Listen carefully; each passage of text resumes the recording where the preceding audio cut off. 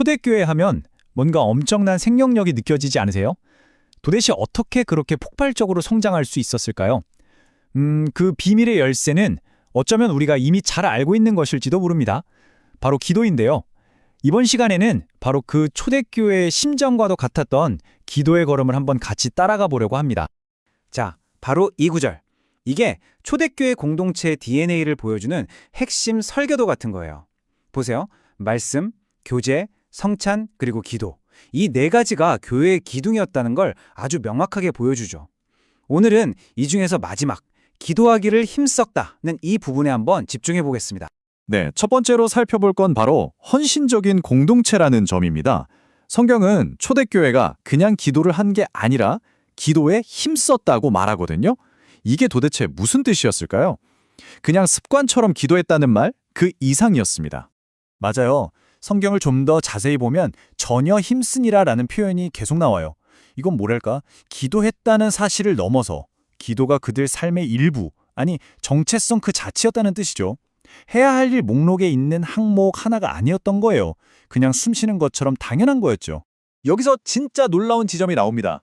그들은요, 상황이 힘들어지고 바빠질수록 오히려 더 기도했다는 거예요.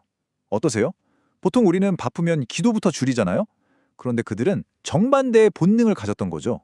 와, 이게 바로 그들 힘의 비밀이었던 겁니다. 네, 초대교회에게 기도는 이런 본능 같은 거였는데 그럼 오늘날 우리는 어떨까요? 두 번째 주제, 잊혀진 우선순위입니다. 어떻게 이렇게 중요했던 기도가 시간이 흐르면서 점점 뒷전으로 밀려나게 된 걸까요? 자, 다음 내용을 보기 전에 우리 스스로에게 한번 솔직하게 물어보면 좋겠어요. 힘든 문제 딱 마주쳤을 때 우리가 가장 먼저 하는 건 뭔가요? 이 표를 보면 차이가 확 드러나죠? 초대교회는 일단 무릎부터 꿇었어요. 하나님께 의지하고 그분의 인도를 구했죠. 그런데 우리는요? 일단 방법을 찾고 계산기부터 두드리고 주변 사람들에게 조언을 구하죠. 무게중심이 기도에서 방법으로 완전히 옮겨간 게 보이실 겁니다. 이게 진짜 아이러니한 부분이에요. 기도가 중요하다는 걸 누가 모르겠어요. 다 알죠. 그런데 막상 현실에선 제일 먼저 포기하는 게 기도 시간이라는 거. 왜냐하면 중요하긴 한데 당장 급한 건 아니라고 느끼기 때문일 겁니다. 그렇다면 우리는 기도를 어떻게 다시 봐야 할까요? 세 번째, 여기서 관점의 전환이 필요합니다. 기도는 요청이 아니라 호흡이라는 건데요.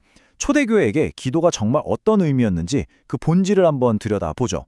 와, 이 비유 정말 강력하지 않나요? 기도는 교회가 하는 여러 활동 중 하나가 아니라는 거예요. 교회의 숨결 그 자체라는 거죠. 우리가 숨 쉬지 않으면 살 수 없는 것처럼 기도가 멈춘 공동체는 영적으로 살아있다고 말하기 어렵다는 뜻입니다. 일종의 생명 신호인 셈이죠.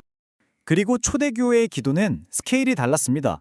그저 제가 필요한 것 주세요 하는 수준을 넘어서요.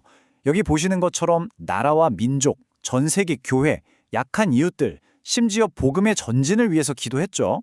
기도의 지경이 정말 넓었던 겁니다. 바로 이겁니다. 초대교회 성도들에게 기도는 현실에서 도망치는 수단이 아니었어요. 오히려 하늘의 능력을 이 땅의 현실로 끌어오는 아주 실제적인 통로였던 거죠. 마음의 위안을 얻는 걸 넘어서 세상을 바꾸는 힘의 통로로 믿었던 겁니다. 자, 그럼 이제 가장 중요한 질문이 남았습니다. 어떻게 하면 우리도 초대교회처럼 이 기도의 걸음을 다시 힘차게 내디딜 수 있을까요? 마지막으로 기도를 우리 삶의 중심으로 다시 회복하는 방법을 살펴보겠습니다. 기도를 소홀히 할 때의 결과는 생각보다 심각합니다. 겉보기에는 여러 활동도 하고 프로그램도 많아서 활발해 보일 수 있어요.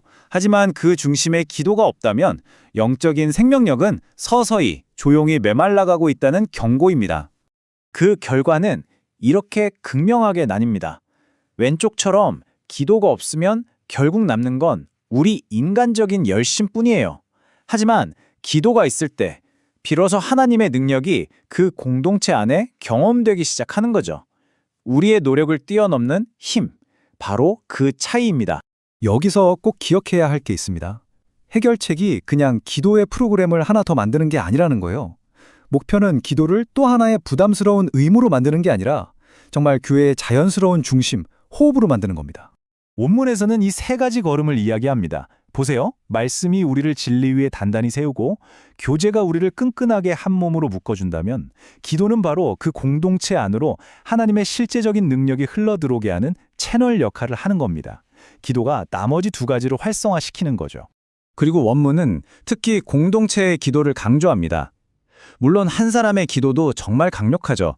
하지만 교회가 마음을 모아 함께 기도할 때 그 힘은 단순히 더해지는 게 아니라 곱절이 돼서 그야말로 역사를 바꾸는 힘이 된다는 겁니다. 그래서 마지막으로 이 질문을 여러분께 던지고 싶습니다. 만약 우리 공동체가, 교회가 초대교회처럼 기도를 정말 생명의 숨결처럼 여기기 시작한다면 과연 어떤 일들이 일어나게 될까요? 우리의 삶과 우리가 사는 이 세상은 어떻게 달라질까요? 이 질문에 대한 답을 찾아가는 여정이 우리 모두에게 새로운 시작이 되기를 바랍니다.